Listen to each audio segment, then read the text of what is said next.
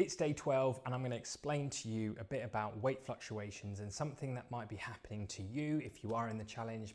Maybe if you're not on the challenge and just watching these videos thinking, when I've tried to lose weight, it's okay for a bit and then it just goes a little bit Pete Tong. I'm going to explain to you what's happened with my last 12 days, just to kind of give you a bit of a rough overview.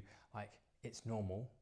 But it's about being now consistent and try not to kind of change too much. So week 1, nice steady decline, and then I spiked on Sunday from 85.37 to 85.71. So I was like, oh, okay. And then naturally I went right back down again. Throughout the week, spiked on Tuesday, I think it is. Yeah, so spiked on Tuesday, dropped down Wednesday, dropped down Thursday, then spiked today, Friday, up 1.28 kg or 2.8 pounds. You look at that and you're like, cool, that's a lot.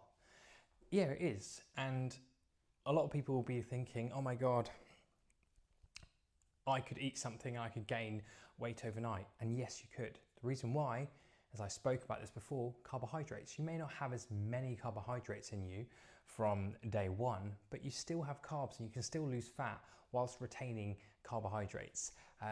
But there are a few things I wanted to kind of talk about why we have these spikes. Because I'm feeling a bit better in myself and I'm not so tired and I'm adjusting to the calories, we're looking at training. So with training, you are going to create a bit of inflammation in the body, a bit of water retention. So what does that kind of equal? Body weight increase or a fluctuation.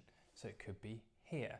So on Sunday, I trained on the Saturday, spiked on Sunday, dropped down, trained fairly hard on Monday. Oh, I spiked up here on the Tuesday, kept chipping down, trained fairly hard on the Thursday morning, and I'm still aching from it. Without doubt, it's Friday evening, but I definitely feel like my body's sore and didn't do any training today, just went for a walk. So training is going to be a big variable for weight fluctuations, but again, that doesn't mean you've gained fat. All right, super clear. Doesn't mean I've smashed a load of calories, because I know that my calories are fairly consistent.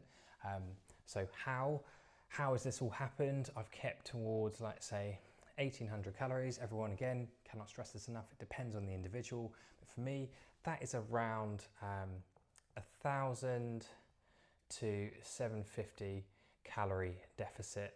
But I've given a flexibility of maybe about 2,000 calories, just due to like accuracy of tracking, etc. So knowing that the calories are pretty spot on, I'm not stressing. I know that I haven't been excessively eating on food. So I'm like, cool, okay, so it could be training, water retention. Another one, quite simply, it could be poo. It could be going to the toilet. This morning, didn't go. Just didn't need to. And I was like, okay, well, obviously, I might weigh a little bit heavier because I'm having high volume food, high fiber, a lot of water, a lot of protein, and sometimes because you're not having as much calories, you won't go as often. So that's another one. Training, poo, and then I'll just put water. So with that combination, rightly so, there will always be a fluctuation. So for the time that I've looked at here, Monday to Friday, instead of it being like nearly 4 pounds, right, in 5 days, I've lost 0.1 pound this week. But if I zoom out again, I look at it and I think, okay, well, overall, I've lost 2.24 kilos or nearly 5 pounds. So that's actually 2.46 pounds a week. Well, I'm not even in like a total of 2 weeks yet. It's 12 days. So that's why it's so important to zoom out and look at where you started and where you are now. The last thing, what do I need to do is do it again. There's nothing that I need to change. And this is where a lot of people will lose their heads because they think they need to change something. It's like, no, you've done something for 12 days. Keep going. You've got to keep going with it and give yourself a bit more data so then you can really determine if I'm in this perceived deficit or if I'm not. And that's where I think a lot of people really get confused when it comes to the scales. They think that they've gained a load of fat or they represent weight as fat, but we know it's going to be things like water retention and poo, and also food in your stomach. Obviously if you've eaten, that could be a big variable on this. So please remember, like, just hold on. This is something that I'm doing myself. I'm like looking at it and like, oh yeah, it's a bit annoying when you hop on the scales and you're heavier and you're like, oh, I've worked so hard.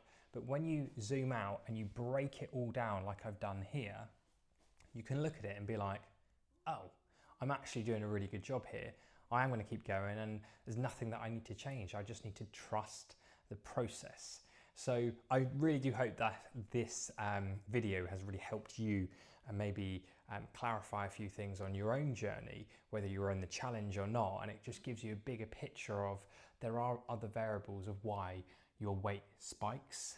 It could be even things like salt as well, a bit more water retention alongside that. There are so many variables, so please don't just chuck your toys out the pram and think you failed and then sabotage yourself by overindulging in food. That is actually going to slow the whole process down. So keep going, do not quit, and always trust the process. Now, remember, if you haven't done so already, hit that subscribe button and I'll see you in the next video.